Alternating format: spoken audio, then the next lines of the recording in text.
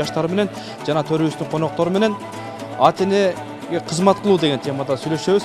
Чын эле азыркы кезде бардык эле окуучулар сүттөй таза ак болуп атат. Ата энени сыйлайбыз деп мен бул жерден 100%ке кошула албайм да. Себеби көпчүлүк ата энелерибиз мойнубузга алышыбыз керек. Окуучулар көпчүлүгүбүз чын эле жаштар паркта толуп жүрөт. Көпчүлүгүбүз чын эле сыйлай албайбыз. Ата энени ыраазы кылганда бул ата эне эмнени айтса жок деп ошону сразу мындай аткарыш керек да. Жок. Ата эне тияктан арак алып келип бер десечи. Арак алып келип бер десе, алып келбеш керек, анткени ал арын берсе. Менин 4 балам бар дейт. Ушу эң улуусу дейт, келин алган болчу дейт. Келин алып, келин жаман чыгып калып, мени кетирип таштады дейт. Мени үйгө баткыра алган жок дейт. 3 күн жолук аял аласың да. 3 эле жолу. 3 эле жолу жолугам мен өзүм убада берем да, 3 эле жолугам. Биринчиси ата энеси менен таанышып келем. Сурайм мындай жакшы экенмин, ден соолугун текшерем. Эң акыркында больницага текшеребиз да.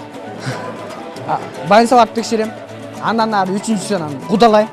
Экөөбүздүн мүнөзүбүз жак болуп же кыз өзү күйөөгө тегинип атканда жылмаят же жылмабай койгондо жылмайганда уже мен тием деген, жылмай койсо мен тибем деген да. Ошондой эле. Жылмайганын аңдый турбайсыңмын да. Негизи мойнубузга алышыбыз керек, көбүнчөбүз анча деле ата энебизге жеткиликтүү сыйлай албайбыз. Анткени бизде милдет кылабыз да, кылбайсың балам мону десе, жок, кылып атпайм, эмне эле ушинте бересиңер депчи. Бирок жок, негизи көбүнчөсү эле айтат, мен деле кээде айтам, мындай кээде айтып алам да, актай эле айтпайм негизи.